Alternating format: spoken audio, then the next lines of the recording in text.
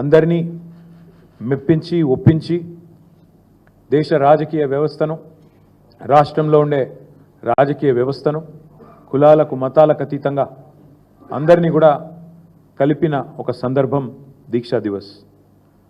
నాటి సమైక్య రాష్ట్రంలో అప్పుడున్న కాంగ్రెస్ పరిపాలనలో తెలంగాణలోని ప్రతి వర్గం, ప్రతి మనిషి బతుకు ఛిద్రమైపోయిన పరిస్థితి.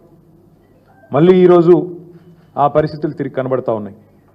అదే నిర్బంధం, అదే అణిచివేత, అవే దుర్భర పరిస్థితులు, అవే ఆందోళనకరమైన నేపథ్యం మళ్ళీ ఒకసారి కాంగ్రెస్ ప్రభుత్వం రాగానే కనబడతా ఉన్నది.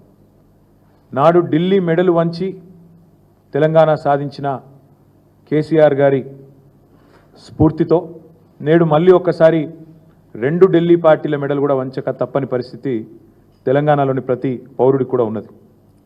కాంగ్రెస్కు అధికారం ఇస్తే తిరిగి తెలంగాణలో బతుకు అంధకారమయమైపోయిన పరిస్థితి అనే మాట ఈరోజు ఒక వర్గం కాదు, గ్రామీణ ప్రాంతాల్లోని రైతులను మొదలు పెడితే, పట్టణ ప్రాంతాల్లో ఉండే ఆటో సోదరుల నుంచి మొదలు పెడితే, హైదరాబాద్లో ఉండే నిర్మాణ రంగంలో ఉండే కూలీల దాకా ఇవాళ అట్టడుగు స్థాయి నుంచి సంపన్న వర్గాల దాకా ప్రతి ఒక్కరు కూడా ఇవాళ బాధపడుతున్న రోజు కాంగ్రెస్ ప్రభుత్వంలో తెలంగాణలో కనబడుతూ ఉంది.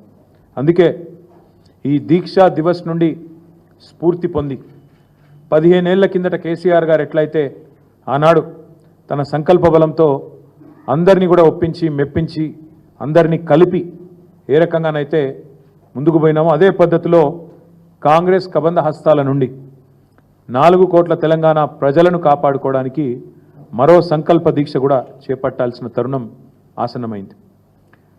ఆనాడైనా ఈనాడైనా ఏనాడైనా తెలంగాణకు పెద్దలు ప్రొఫెసర్ జయశంకర్ గారు ఇప్పుడు చెప్పేది స్వీయ రాజకీయ అస్తిత్వమే శ్రీరామ రక్ష అని చెప్పేది. ఈరోజు కేసీఆర్ గారి రూపంలో ప్రజలు తిరిగి మళ్ళీ ఒక్కసారి కేసీఆర్ గారి నాయకత్వాన్ని, ఆ పాలనను, ఆ పరిస్థితిని ఏదైతే తిరిగి కోరుకుంటా ఉన్నారో దానికోసం అందరం కూడా మా పార్టీ శ్రేణులు ఉద్యుక్తులై కలిసికట్టుగా ముందుకు పోవాల్సిన సందర్భం. 29 నవంబర్ మా అన్ని జిల్లా పార్టీ కార్యాలయాల్లో పెద్ద ఎత్తున దీక్షా దివస్ కార్యక్రమాన్ని నిర్వహించబోతా ఉన్నాం.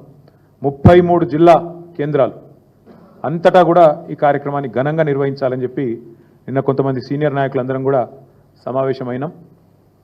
కేసీఆర్ గారి నాయకత్వం ఉద్యమంలో కానీ అదేవిధంగా పరిపాలనలో కానీ ఏదైతే ఒక చెరగని ముద్ర వేసిందో దాన్ని మళ్ళీ గుర్తు చేసుకుంటూ అక్కడి నుంచి స్ఫూర్తి పొంది మళ్ళొక్కసారి 2 జాతీయ పార్టీలకు బుద్ధి చెప్పే విధంగా కదం తొక్కుతాం. 29 నవంబర్ నాడు దీక్షా దివస్తో తెలంగాణ వ్యాప్తంగా మా పార్టీ శ్రేణులు ఎక్కడికక్కడ కదం తొక్కాలని చెప్పి కూడా విజ్ఞప్తి చేస్తూ ఈ కార్యక్రమానికి అన్ని జిల్లాలకు కూడా సీనియర్ నాయకులను ఇన్ఛార్జీలుగా నియమిస్తూ ఉన్నాం.